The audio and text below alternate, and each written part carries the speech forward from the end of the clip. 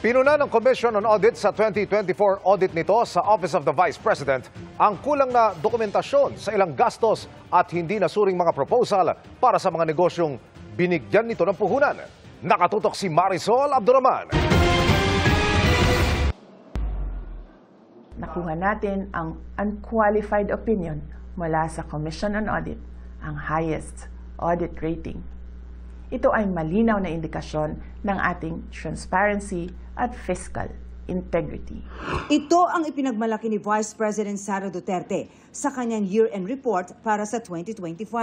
Ibinida ng BC ang mga accomplishment ng kanyang mga programa, kabilang ang medical and burial assistance, disaster relief, rice program, magnegosyo today program at iba pang programa ng OVP. Hindi kami pumayag na maging dahilan ang kakulangan ng budget para maputol ang serbisyo.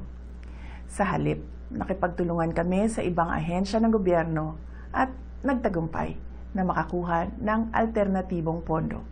Sinabi na ng BICE ang kahalagahan ng pagkakaroon ng plano at iba pa, gayon din ang paglaban sa korupsyon para umunlad ang bayan. Patuloy namin na ipapakita sa inyo na ang tanggapan ng pangalawang Pangulo ay mahalaga sa amin ang pagkakaroon ng plano, mahusay na implementasyon ng proyekto, paglaban sa korupsyon, at tapang at malasakit para magkaroon ng kapayapaan at kaunlaran sa ating bayan. Sa COA audit sa Office of the Vice President para sa taong 2024, nakalagay nga na nagbigay ng unmodified opinion ng COA sa presentasyon ng finance statement ng OVP. Dati nang sinabi ng COA na ang ibig sabihin nito na sunod ang lahat ng alituntunin sa paghahanda ng financial statements. Pero nilinaw ng COA na ang audit opinion ay hindi dapat ituring na rating, score o grado na may lowest to highest.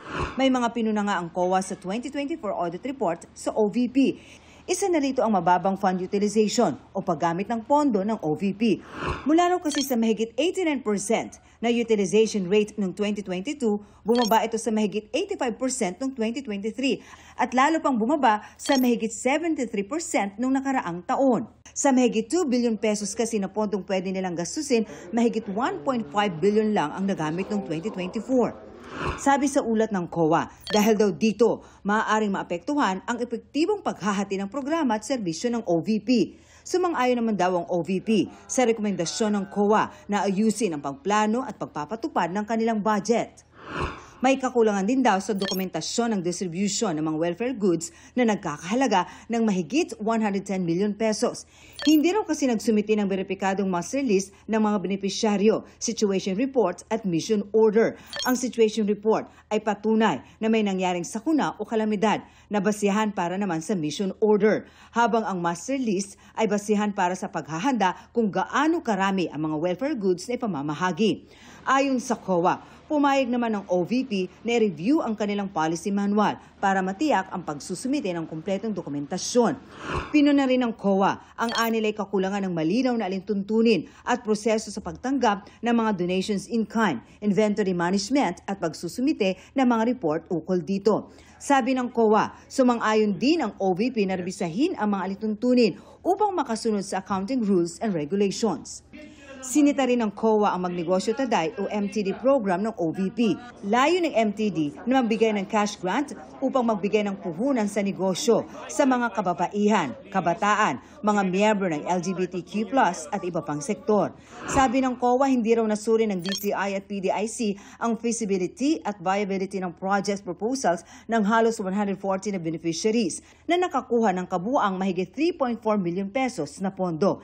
Hindi rin daw nila binisita para monitor ang karamihan sa mga benepisyaryo. Nangako naman daw ang OVP na kanilang aayusin ang sistema ng pagsusuri sa project proposals pati na ang pagbisita sa mga benepisyaryo.